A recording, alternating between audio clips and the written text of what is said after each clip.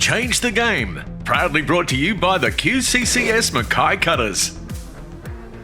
Hi everyone, welcome to QCCS Mackay Cutters Change the Game podcast. Today I'm joined by Brayden Smith. He is part of our Cutters performance team. He looks after our rehab program and all the guys coming back from injury. And he also owns Integrated Bodies, which is located in the showgrounds here at Mackay. And he helps athletes optimise their performance. Welcome, Brayden. Thank you. Thanks for having me. I'd like to acknowledge all the traditional owners of the land we're meeting on today, the Yui people of the Kulin Nation, and pay my respects to elders past, present and emerging. Brayden, today we're talking about the breath. Our title is Deep Breath or Take a Deep Breath, and we're going to talk more broadly about the benefits of concentrating and breathing properly. We've both read the book Breathe by James Nestor, which a lot of our context of what we'll talk about today will come from. Explain to us a little bit about nose breathing more than breathing through the mouth. Yeah. So I guess if you haven't been exposed to breath practice or breath control or anything really about breathing, you just think, just breathe. What do you mean? Like it's one of those things I hear from everybody. It's like, I've been breathing my whole life. I think I'm pretty good at it. But how we breathe influences more than just getting air in and getting CO2 out. It allows us to control things like our state, how we perform, and other systems in our bodies. So sometimes when we first bring up the conversation around breathing and like using your nose and your mouth, it's people kind of shrug it off as like, just natural. It's just, what do you mean? I just breathe. But how we breathe can influence a lot more than we think. And so if we consider just basic fundamentals of breathing physiology, I guess we have a couple holes in our face that we can get air in and out of. We have our nose. Noses are designed to breathe and mouths are designed to eat and talk.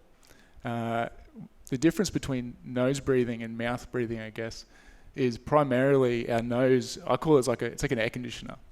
So it's been designed through evolution to bring air into the body.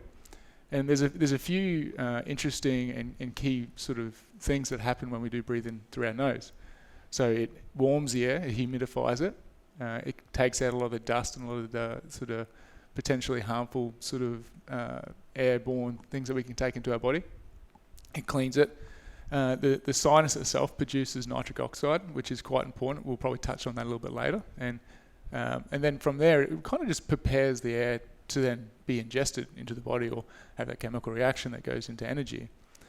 The nose itself also is a really good, I call it regulator of carbon dioxide, which is something we'll discuss soon as well. If we look at that compared to mouth breathing, mouth breathing itself isn't particularly bad. It's just, when do you want to use it? So it's just like a tool. It's just like a gear in a car. Like it's there, but do we want to use it now, or do we want to use it when we're training, or how do we use it? Mouth breathing itself is primarily, I believe, used for maybe a really fast change in state. So you see a lot of the breathing styles like Wim Hof and like holotropic breathing. They use a lot of heavy hyperventilation and mouth breathing to change mental states. But mouth breathing itself doesn't have a filter. It doesn't heat or humidify or clean the air. It's just a big hole that gets air in and gets air out. Air in and CO2 out. So mouth breathing itself, as I said, is not bad, but it's just we tend to overuse it, I think, as a society. And naturally, when I see it, like guys on the paddock here, especially a lot of younger guys that maybe haven't been exposed to it, and to be honest, a lot of people haven't been exposed to it. As soon as they start to train or start to move, they just sort of naturally pop into that mouth breathing sort of pattern. Okay, really interesting. So, take us through a little exercise on some how we can breathe more efficiently, especially through our nose and. Yeah. So I guess we all naturally start off breathing through our nose, unless we have been born with some sort of sinus restriction or whatnot. So I guess there's a lot of different types of methods out there and techniques for breathing, but ultimately I think if we reduce them all down to a couple key points or principles, the first one is just developing some awareness of like how you breathe. So generally, just being mindful of your breathing is the first tip I would give somebody. Really, if you're not eating or talking, you should be breathing through your nose, unless you're doing some intense exercise. That has we have different tools for that. So just developing that sense of just a nasal breath. So just literally keep your mouth shut would be the first tip I would give people. And it sounds funny, but the best place to try and practice that is when you sleep. So quite often when I have somebody that will come into the gym or into the clinic, and we might be doing some sort of rehabilitation, or we might be doing a bit of an assessment to understand what sort of niggles they have going on, I always will assess their breathing, whether it's inadvertently or intentionally. And because I have an eye for it and an ear for it, I'll as they come in, if I can hear them breathe, that's normally a bit of a sign of hyperventilation. If they have some certain physical traits like tightness around the diaphragm and the rib cage, and that also indicate different breathing patterns as well. So yeah, breathing in and out through your nose as much as you can, day and night. Now, if you're unsure if you breathe through your nose at night, there's a couple of little things that you might try and recognize. So if you wake up with a bit of a dry mouth in the morning, if you don't wake up feeling refreshed, if you have to get up to go to the toilet multiple times a night, if you have bad breath when you wake up, or you just feel generally unrested, they're signs of that you might necessarily be going into more of a parasympathetic state, which is more of that rest and digest state. And nasal breathing is directly linked to that parasympathetic state. So we could assume, without testing, that potentially we might be breathing through our nose the entire night. So when I first heard of this little tip, this other little tip, I thought it was ridiculous. I thought it was like, there's no way I'm ever going to do this. But we tried it. My partner and I tried it. It's called mouth taping, and it's something that James Nestor talks about, and it's pretty big in the Buteyko world as well. Is just a little bit of paper tape across the lips. You can go across or you can go down, and that encourages you to keep your mouth closed while you sleep. Now, I don't do it every night anymore because I'm a pretty good nasal breather when I sleep. But in early days, I would put it on there, and you'd be surprised how much you'd wake up trying to open your mouth. But you still should, when you do that, if we're explaining that to people, be able to like cough or still be able to open your mouth. It's not fully taped shut. You're not wrapping it around. It's not it sounds kind of pretty weird, and maybe people feel a little bit anxious when they hear it, but it's really just it's a little bit of a cue. It's quite soft, and the amount of times I've woken up, I've put it on when I go to bed and wake up, and it's not there anymore. It's like it's either wrapped up in the sheet somewhere, or you just take it off naturally. So it's just a little cue. Now, I would say, like, not everybody go out and do that straight away. Obviously, if you're relatively a healthy sort of human being, I guess, that you don't have any medical conditions, I'd probably say you'd be fine. But if you were interested in getting, maybe obviously consult a GP. But it's a way of getting into that I also recommend is, especially for people that are doing maybe housework, just put a bit of paper tape on the lips when you're vacuuming or something, and just get used to keeping your mouth closed. And then that's just a little gentle trigger to try and remind ourselves just to breathe in and out through our nose. Because if we are more habitual in mouth breathing, that's going to be our default. Yeah, it's a habit. Yeah. I like to do it in the car. So as you're saying, like you practice it and consciously practicing it to make it become an unconscious habit. The car is the one for me where I'm just consciously making sure I'm breathing through my nose, and definitely it works and helps. Yeah, and it's just trying to fit it in your day as well. Like I wouldn't say I have a formal breath practice. I don't sit there and meditate and go through Wim Hof or anything like that. My breath practice is making sure that I use my nose as much as I can when I train, especially when I'm doing aerobic work, going through a couple of gears, which we'll talk about, and just generally being more mindful. If I have any aches and pains in my body, the first place I go will normally check is like my breath or my diaphragm, and making sure that that's sort of not too tight, or not my breath hasn't sort of gone out of control. And then from there I investigate further. But that's I think, breath practice, and I think it's practical as well, because I'll never say you have to sit down for 20 minutes a day, 3 times a day, and do a certain exercise, although you can, and I have exercise that I prescribe. I think just generally being more mindful of it from day one, and just trying to integrate it into your day is quite often the best. Yeah, it's a good starting point. Yeah. Let's talk about anxiety and shallow breathing, and how they are interlinked, and how exhaling slowly can help you relax. So if we go back to understanding the nose versus the mouth, when people are habitual mouth breathers, what happens is they tend to get used to being in that state. Also, mouth breathing, we'll wind it back a bit. So I mentioned nasal breathing is more of a parasympathetic state, which is a rest and digest. Mouth breathing tends to be more sympathetic in nature. Sympathetic means fight, flight, or freeze. The reason being is mouth breathing is linked to more upper chest breathing, more sort of vertical breathing. And when we do have a more of an axial type of breathing pattern, the breathing is quite shallow normally. So what happens is our diaphragm, which is this muscle that actually helps draw our lungs down and helps us breathe in, it's wired directly to the brain, to the phrenic nerve. And it's kind of like it can be like a brain down or a body up kind of relationship, I believe. So let's just say if we have this habit of breathing through our mouth, we're taking more of a shallower breath. What happens is the respiration rate naturally sits up a little bit higher. And as the respiration rate sits up a little bit higher, the brain says, well, I'm breathing a little bit faster, or I'm taking this information in. It appears that I'm breathing a little bit faster. Maybe there's a threat around. Now, the amount that we breathe in and the frequency we breathe in can dictate that sympathetic response, that fight, flight, or freeze.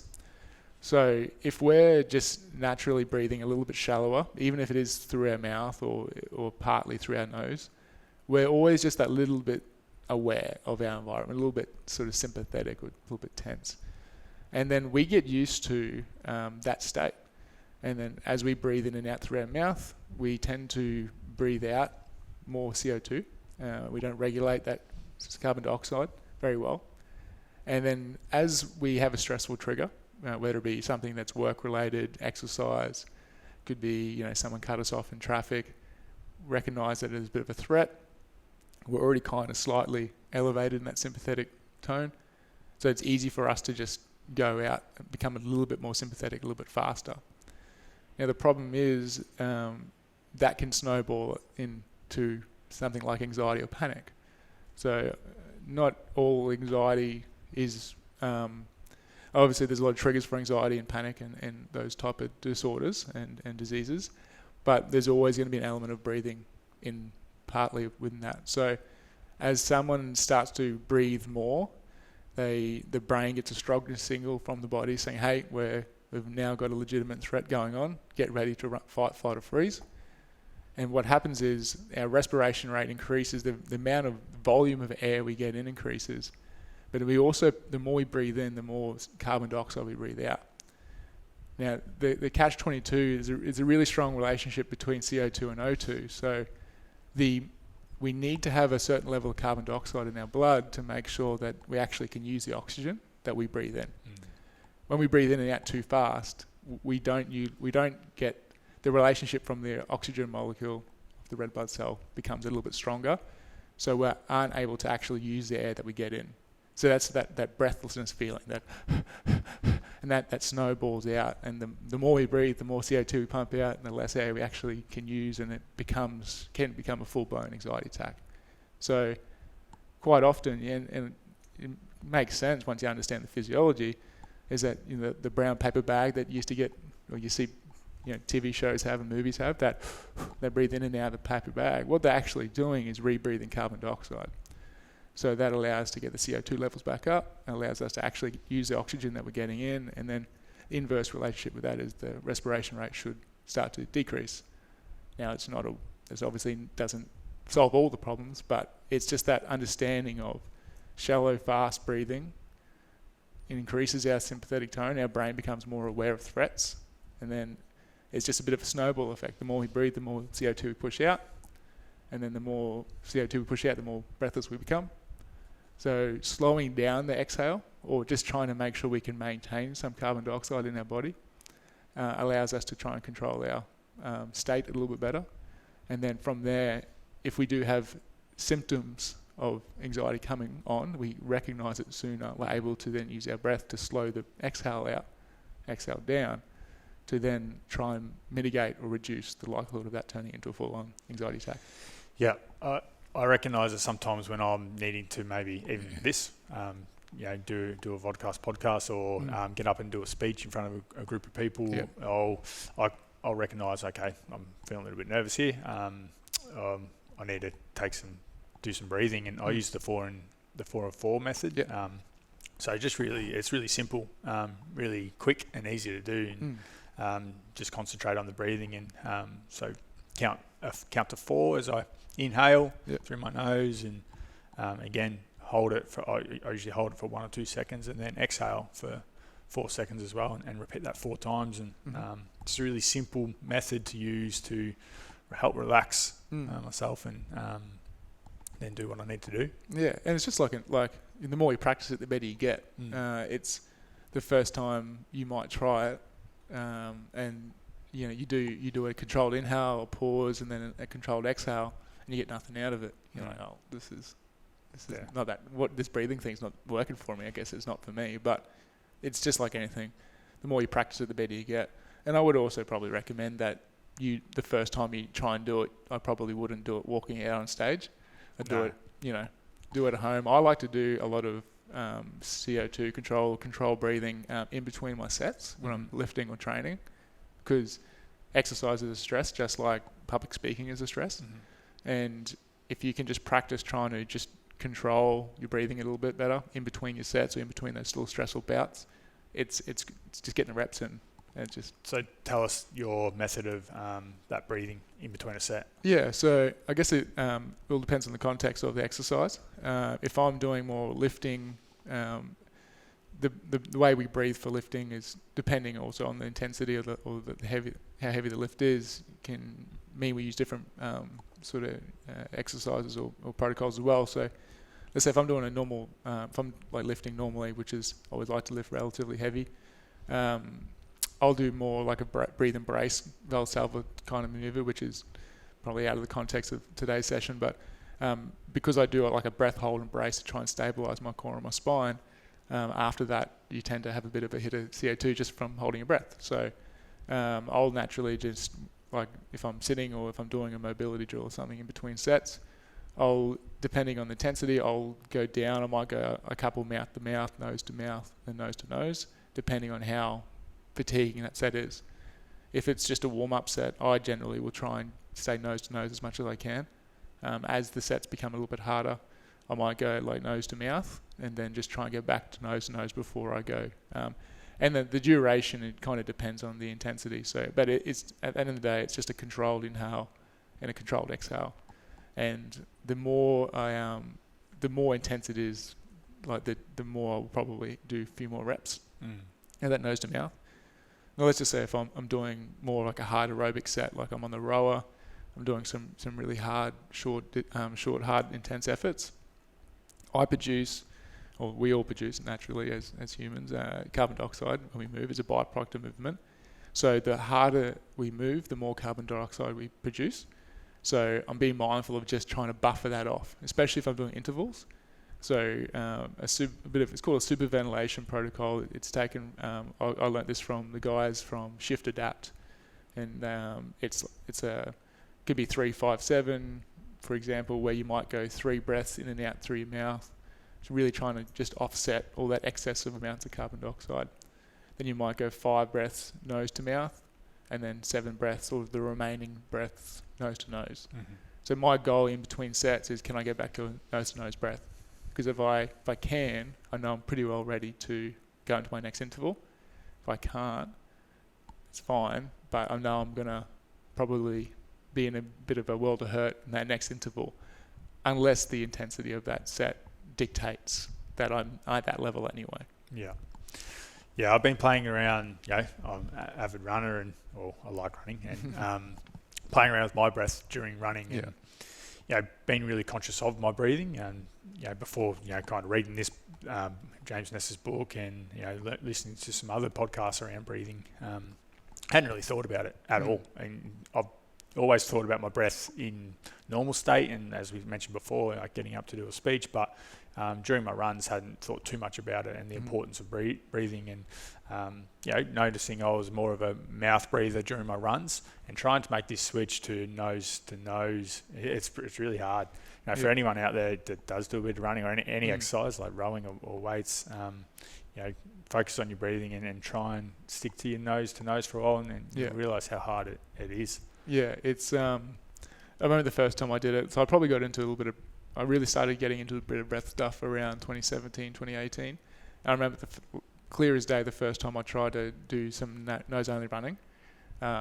Just went from like our gym down to the lights at near the Memorial Pool there. So like 200 meters, 300 meters. Yeah. I was gasping. I was cooked. But now, like I prefer to do nose only aerobically. And as things get a little bit more intense, then I go nose to mouth. So I can happily sit on a rower or run and row relatively hard and be fine nose only. But that's taken for 3-4 years of practice. And yeah, you just kind of develop that tolerance to carbon dioxide. It takes a long time. Yeah. It's simple, but it's not easy. No. And probably a little tip is try not to go to the extreme. Like I haven't, because I've been trying to do my research on it. But if I'm a mouth to mouth, I'm progressing from nose to mouth. Then nose to nose, rather than going straight to nose, because it can be a slippery slope if you get it wrong. Yeah, and also it can be pretty disheartening as well, because if you're used to running, a certain type of split time, and then you'll all of a sudden like keep your mouth shut, go as hard as you can, you might do double that. Like you might really struggle. So it's picking a time and a place. And like I used to do a lot of work in clinics, working with a lot of runners and a lot of endurance athletes, and breathing for them is, like every athlete's, fundamental, but more so for them because they live in that aerobic world. And trying to tell a runner to not run is impossible, because they'll just ignore your advice anyway. So what I would say is, okay, we have this issue going on. Here's some homework. If you are going to run, you need to keep your mouth shut and run as hard and fast as you want with your mouth closed. And that's a nice natural self-limiter for them. Yeah, slows them down. Slows them down. But, they learn how to, if they stick with it and actually do it, generally they don't load themselves too much where the injury becomes worse. Also, they actually learn how to develop a bit of CO2. And sometimes it's a little bit of a catalyst for them to say, hang on, like there's something to this. And then it just builds from there. It's really quite powerful. Okay, so let's talk about the benefits of breathing less than more. You've touched on it, but basically, if we're breathing less, there's science behind that we can live longer. So just kind of like anything, we want to live in the Goldilocks zone, I guess. You want to eat just the right amount of food to provide energy for the body. The same thing is for breathing. We want to breathe to our metabolic demands. And what that means is, like, if you're at home just watching a movie, your breath should be quite soft, and you shouldn't be able to see it or feel it. It should be really smooth. It's just a continuous breath in and out. If we do more work, if we're more physically active, let's say we're a tradesperson in a workshop or we're playing footy, then the breathing required for that is different. But the problem is, and this is the thing that I think we all have an issue with in society, is generally we're all stress heads, as much as that, in layman terms I call it. So, perfect example, you go and turn the news on today, it's quite stressful just to go through the news cycle nowadays. So we're always just in that state of just sympathetic upregulation, or just that fight or freeze. It's not to the extreme, but we're always kind of upregulated, frequencies up. So being more conscious of that and just make sure we breathe a little bit slower allows us to get back down to that parasympathetic state. And I think ultimately, like, we can all agree that sleeping is probably one of the most important things for longevity and health, regardless of how active you are outside of your home and outside of sleeping.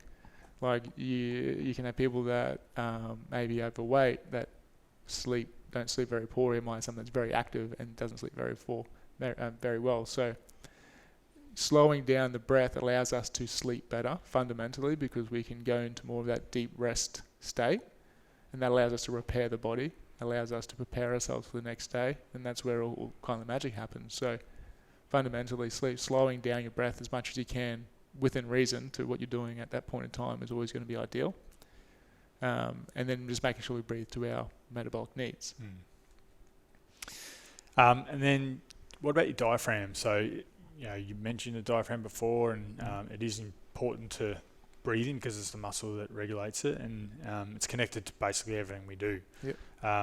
So explain the diaphragm, I guess in a little bit of depth for everyone. Pardon the pun, but... So the diaphragm is this muscle that basically it's the only muscle that runs 24 hours a day, 7 days a week from birth till death. It's the one muscle that keeps us alive, basically. It's wired directly to the brain, and what happens is it's kind of like this big dome-shaped muscle sits up under our ribs, and it kind of splits us in half, really. So the top half of it, we have our lungs, and the rest of the spine and the heart and all that sort of stuff, and below it we have our digestive system and the rest of our internal organs. So as we breathe in, as we inhale, the diaphragm contracts and starts to drop or flattens out, and it draws the lungs down. And then from there, a couple of things happen on both sides of the diaphragm. So below it, the diaphragm is a part of this thing I call what's called the intrinsic core, and that helps us stabilize our spine. So not all core muscles they all help contribute, but the intrinsic core specifically helps us transfer the breath into stability for the rest of the body. This diaphragm is directly linked to things like our internal abdominal oblique, transverse abdominis, wraps around the back of our body, links into our spine, into our low back, and then into our pelvic floor. And this diaphragm, as it inhales, it allows the intrinsic core to create a little bit of gut pressure, stabilize the spine, and that allows our extremities to have more freedom to do more things.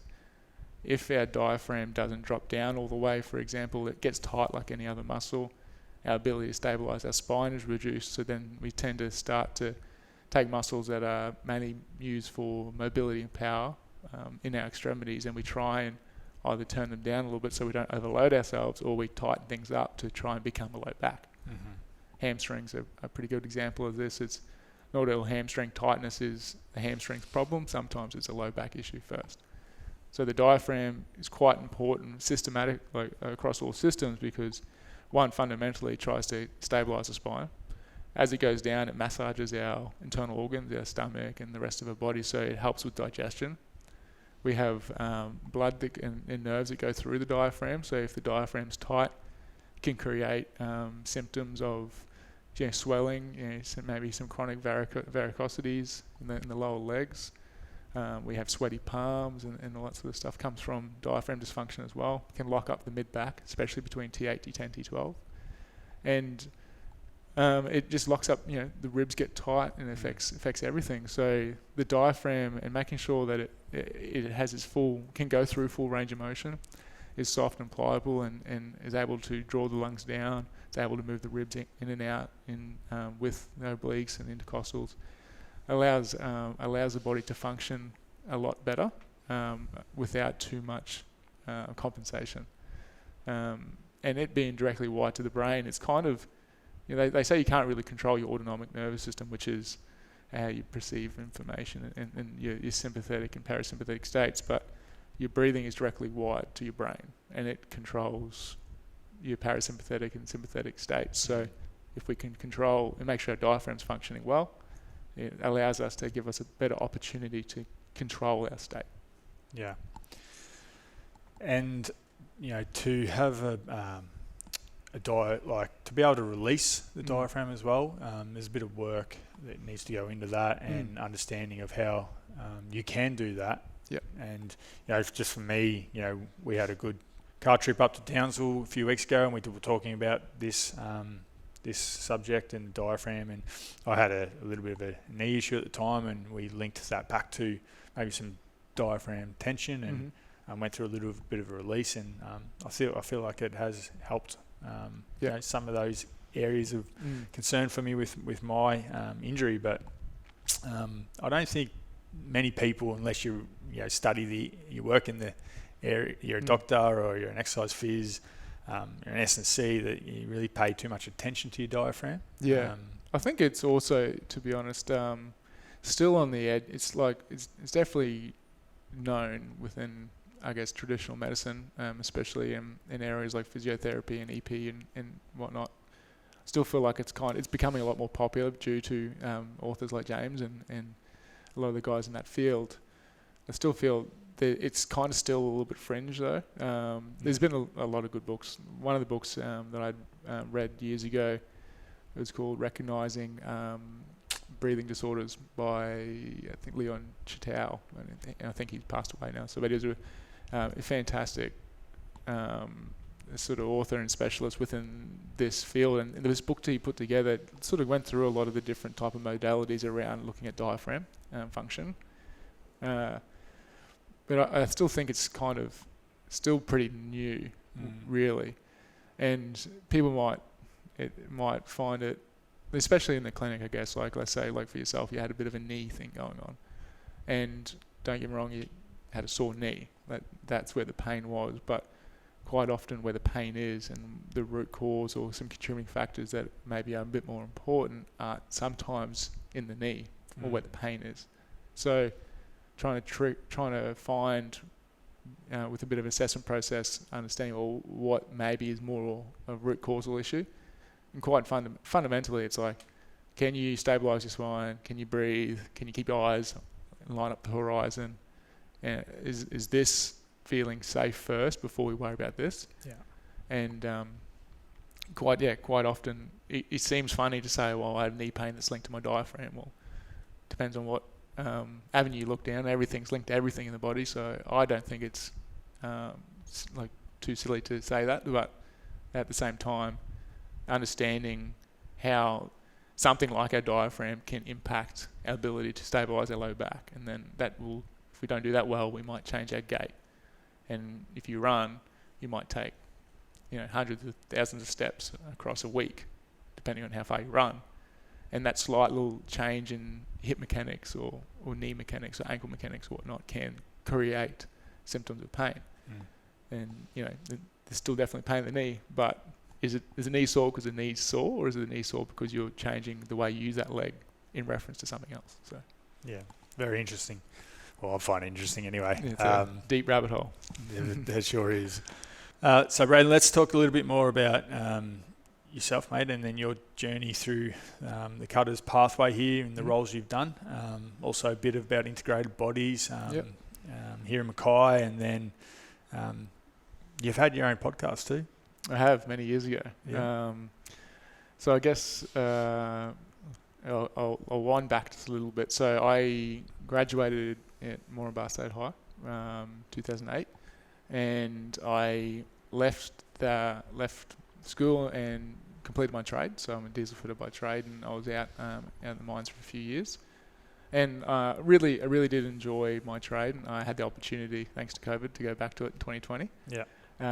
But it just wasn't something that I was deeply passionate about. So I've had a few injuries in the past. I had a shoulder reco from football when I was going through my junior years for the minors, and then I had a second shoulder reco many years after that. But going through that experience of having an injury, and I was a pretty capable footballer, but that injury had affected my confidence and my ability to get back to where I was. There was kind of always this little thorn in my side of like, what if kind of thing.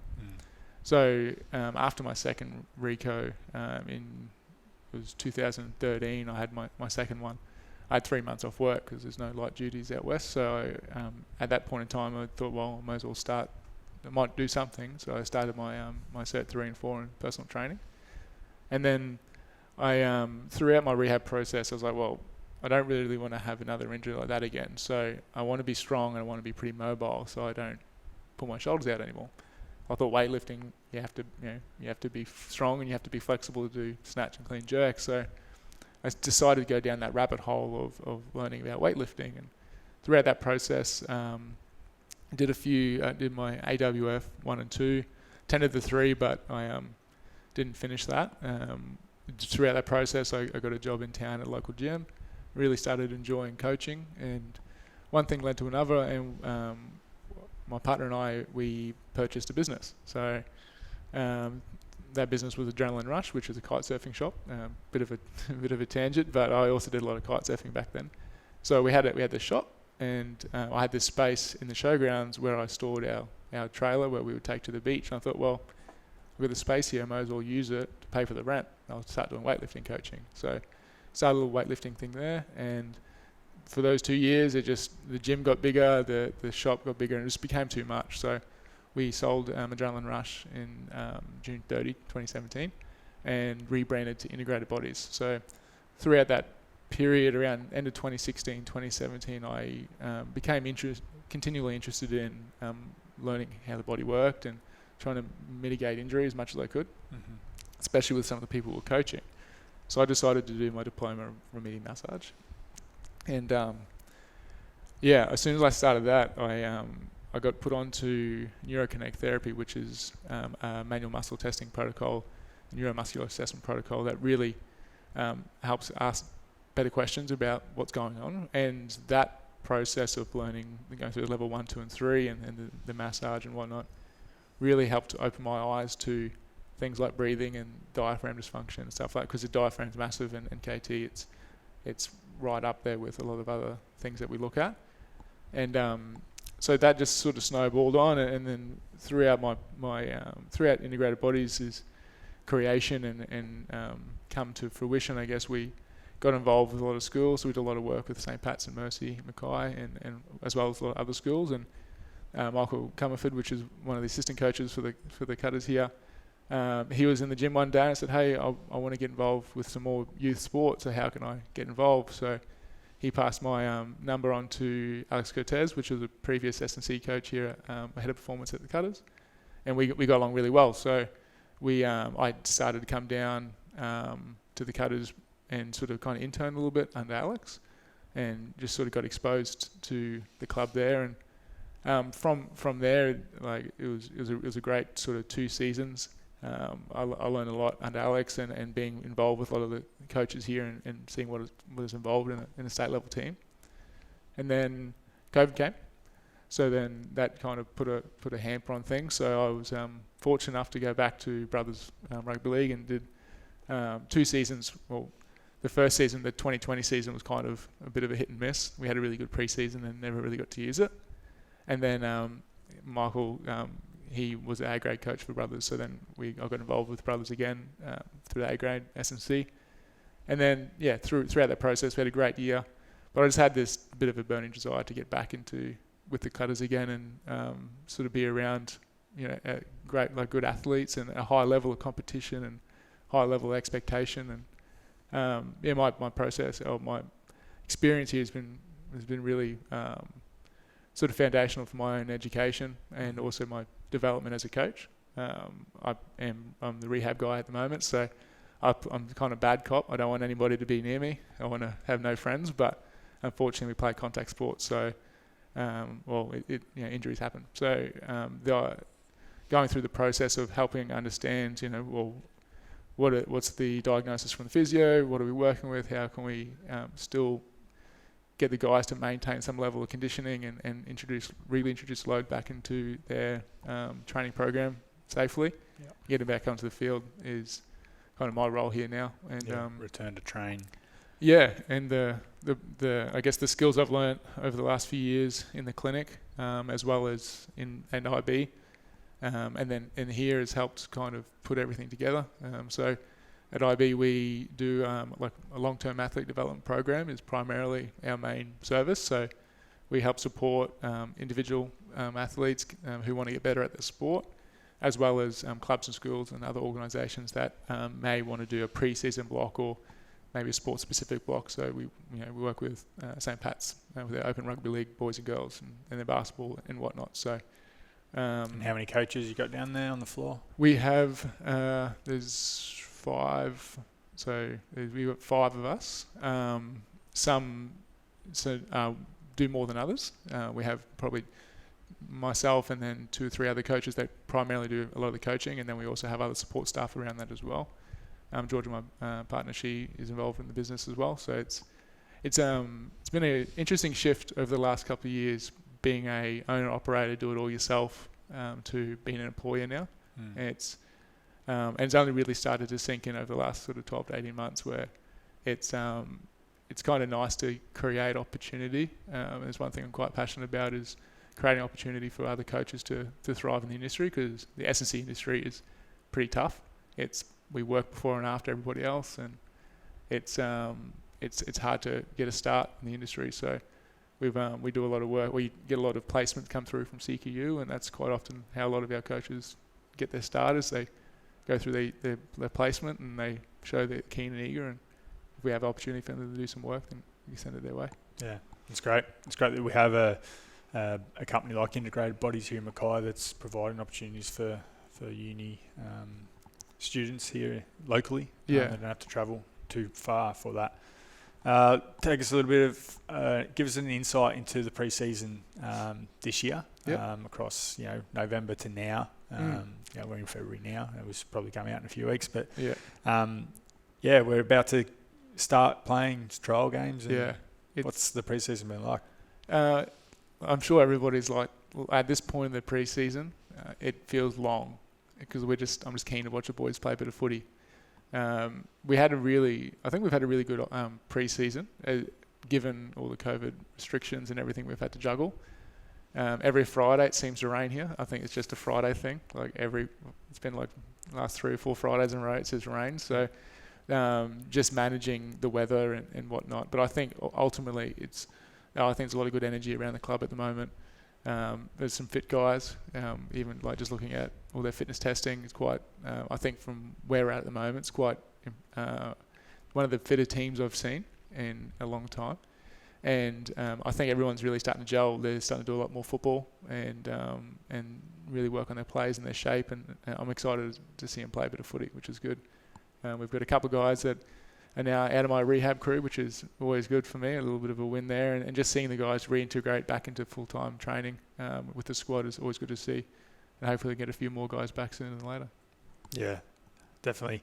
Well, Brayden, thanks very much for this chat. It's been great. Hopefully people will get something out of it and practice some conscious breathing, which becomes an unconscious habit. And again, thank you for the role you're playing with the club. You're doing a great job, and it's really important. So best of luck with Integrated Bodies in the season ahead. Yeah, appreciate it. Thanks for having me on. Change the Game. Proudly brought to you by the QCCS Mackay Cutters.